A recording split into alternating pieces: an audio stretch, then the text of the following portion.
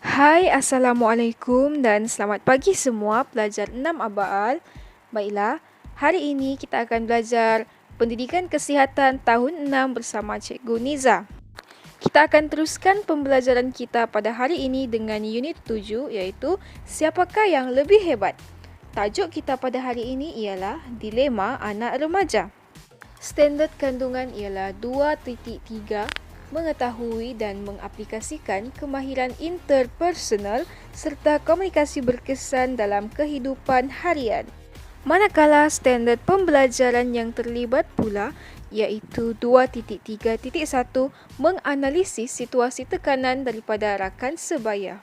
Baiklah, sekarang ni cikgu mahu kamu semua untuk bersedia dengan buku teks masing-masing, buka muka surat 42 dan juga 43.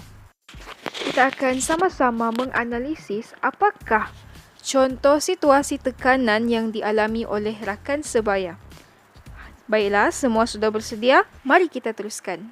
Mari kita lihat contoh situasi yang pertama iaitu dilema rakan sebaya.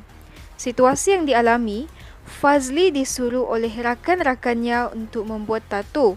Fazli tertekan kerana dia tahu ibu bapanya pasti memarahinya jika dia bertato. Tambahan pula, bertato adalah haram di sisi agamanya. Baiklah murid-murid, situasi yang dihadapi oleh si Fazli adalah sesuatu yang perlu dihadapi dengan bijak. Kelebihan Fazli adalah dia tahu bahawa di sisi agama bertato adalah haram, namun desakan daripada rakan-rakannya yang menyebabkan dia tertekan. Jadi, apakah tindakan yang patut diambil oleh Fazli? Mari kita lihat sama-sama. Fazli sepatutnya menjauhi rakan-rakannya. Didikan agama yang diperolehinya akan membolehkannya berfikir secara waras di mana dia boleh membezakan perbuatan yang betul atau salah. Secara tidak langsung, dia tidak akan mengecewakan ibu bapanya dan ibu bapanya pasti bangga terhadap Fazli. Baiklah, kita teruskan dengan situasi yang kedua iaitu boros dan suka menonjol. Ana sukakan perhatian. Dia tidak suka jika dianggap ketinggalan dalam semua perkara terutamanya yang berkaitan dengan gadget baharu. Dia akan memaksa ibu bapanya membelikannya gadget yang lebih terkini jika ada kawannya yang sudah memperolehnya. Sikap inginkan perhatian adalah satu sikap yang selalunya ada pada anak remaja. Remaja akan melakukan apa sahaja untuk menarik perhatian orang di sekelilingnya. Begitu juga dengan Ana. Namun, sikap Ana yang boros semata-mata untuk menarik perhatian rakan-rakannya adalah satu perbuatan negatif yang boleh merosakkan dirinya.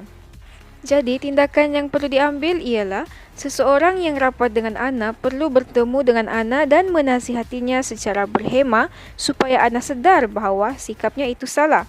Ana perlu diberi kesedaran bahawa dia juga boleh menarik perhatian orang lain dengan perbuatan yang positif.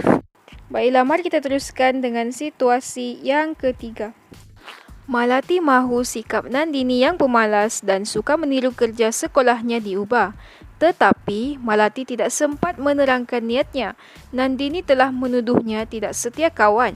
Malati dan Nandini kini tidak bertegur sapa. Malati sungguh tertekan kerana salah faham ini. Sebenarnya murid-murid, Malati merupakan seorang rakan yang sangat baik. Tetapi, tindakannya telah disalah faham oleh Nandini. Salah faham yang timbul telah menyebabkan hubungan mereka berdua menjadi renggang. Tindakan yang perlu diambil ialah Malati tidak boleh berputus asa untuk mencari jalan menerangkan keadaan sebenar kepada Nandini. Sekiranya Nandini tidak mahu bertemu dengannya, Malati boleh menggunakan orang tengah. Mungkin penjelasan daripada orang tengah akan memulihkan semula hubungan mereka berdua. Baiklah, kita teruskan dengan situasi yang keempat. Gabriel menyertai kelab seni mempertahankan diri di sekolahnya. Walaupun Gabriel rajin berlatih, namun jurulatih tetap mengatakan prestasinya kurang baik dan Gabriel selalu dibandingkan dengan rakan sepasukannya yang lain. Gabriel berazam untuk berlatih dengan lebih gigih.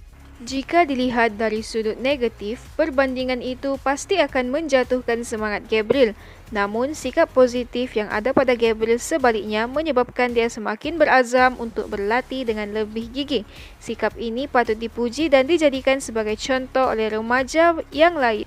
Baiklah, mari kita lihat situasi yang seterusnya. Enggil ialah murid baharu di sebuah sekolah. Dia dibawa oleh pakciknya bersekolah di kawasan bandar. Dia berasa dirinya dipinggirkan oleh rakan-rakan sebayanya. Dia juga sukar untuk menumpukan perhatian kepada pelajaran dan suka menyendiri kerana sering teringat keluarganya. Dia tidak berani untuk merungut kepada pakciknya.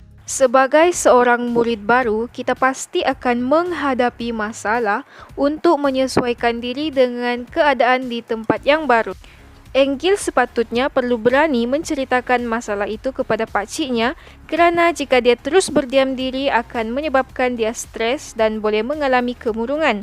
Enggil juga perlu berusaha mencari kawan baharu supaya dia tidak rasa keseorangan. Berkawan akan membolehkannya kembali merasai kegembiraan dalam kehidupannya. Murid-murid, mari kita lihat pula contoh situasi yang terakhir, iaitu persaingan sihat. Melly berasa cemburu dengan rakan-rakan sekelasnya yang lebih menonjol dalam mata pelajaran matematik. Dia menghadiri kelas tuition dan rajin membuat latihan. Keputusan ujian Melly semakin meningkat. Tetapi Melly masih belum berpuas hati. Kebiasaannya cemburu memberikan kesan negatif, tetapi seseorang yang positif akan menangani sikap cemburu itu dengan cara yang positif. Usaha Melly menghadiri kelas tuition dan rajin membuat latihan adalah satu tindakan yang bijak untuk mengatasi rakan sekelasnya dalam mata pelajaran matematik. Sikap positif Melly itu pasti akan membantunya menghasilkan keputusan yang diharapkannya. Ini sebenarnya adalah persaingan yang sihat antara Melly dan juga rakan-rakannya. Baiklah, ini sahaja penerangan untuk contoh situasi tekanan daripada rakan sebaya. Terima kasih kerana sudi menonton video cikgu.